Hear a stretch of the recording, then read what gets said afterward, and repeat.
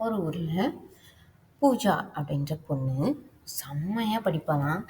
வீட்டில் எந்நேரம் உட்காந்து ஏதாவது ஒரு புக்கு படிச்சுட்டே இருக்காது. ஜென்ரல் நாலேஜ் புக்காக இருக்கட்டும், ஏதாவது ஒன்று படிச்சுட்டே இருப்பா. அப்போது அந்த வழியா அவங்க கூட படிக்கிற பொண்ணு ஒருத்தி போகிறா. போயிட்டு என்ன பண்ணிக்கிட்டு இருக்க பூஜா அப்படின்னு, நான் படிச்சுட்டு இருக்கேன் அப்படின்னு சொல்கிறா. எக்ஸாம் அப்போ தானே படிக்கணும், இப்போலாம் எதுக்கு உட்காந்து படிக்கிற அப்படின்னு சொன்னாலாம்.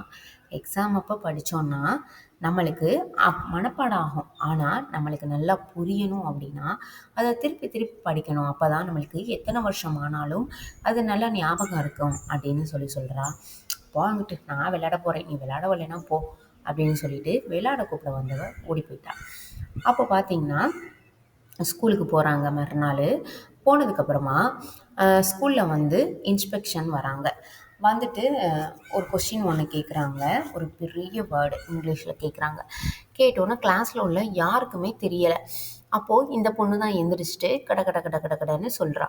சொன்னோன்னே அந்த ஆஃபீஸர் கேட்குறாங்க, ஏம்மா நீ வந்து இந்த வேர்டு வந்து உனக்கு எப்படி தெரியும், இது வந்து உங்கள் புக்கில் இருக்கா அப்படின்னு சொல்லி கேட்குறாரு. புக்லலாம் இல்லை சார், நான் வந்து ஜிகே புக் வந்து படிக்கிறேன், வீட்டில் எப்போவுமே படிச்சுட்டே இருப்பேன், அதனால எனக்கு தெரியும் சார் அப்படின்னு சொன்னாங்களாம். அப்போது இவ்வளோ சின்ன கிளாஸில் படிக்கிற நீயே இப்போவே ஜிகே புக்கெலாம் படிக்கிறேன்னா கண்டிப்பாக நீ பிற்காலத்தில் ஒரு பெரிய ஆளாக தான் வருவ.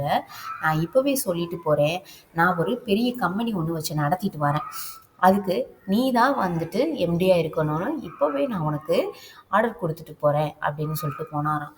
அப்போது இந்த சின்ன வயசுலேயே ஒரு பெரிய கம்பெனிக்கு ஒரு ஆளாகிற அளவுக்கு அந்த பொண்ணு வந்து சொல்லியிருக்கா அப்படின்னா கண்டிப்பாக அதுக்கு கல்வி மட்டும்தான் காரணம்.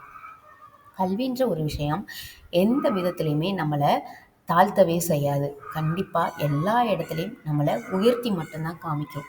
அப்படி இருந்ததுக்கு தான் ஓதுவது ஒளியேல் அப்படின்னு அவை பாட்டி நம்மளுக்கு சொல்லிட்டு போயிருக்காங்க.